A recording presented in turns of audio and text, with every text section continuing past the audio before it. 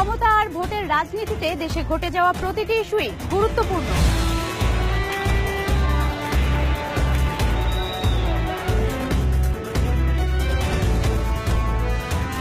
কোন দল কোন ইস্যুকে কাজে লাগিয়ে কতটা রাজনৈতিক সুবিধা আদায় করে নিচ্ছে তার উপরে নির্ভর করছে দলটি রাজনৈতিকভাবে কতটা কৌশলী। রাজনৈতিক দলগুলোর ভাষায় কি উঠে আসছে গণমানুষের কণ্ঠস্বর, নাকি ক্ষমতা দখলের লড়াইয়ে হারিয়ে যাচ্ছে সাধারণ মানুষের কথা? দেশের রাজনৈতিক হালচাল জানাতে আমি মারুফা রহমান আছি নিউজ 24-এ।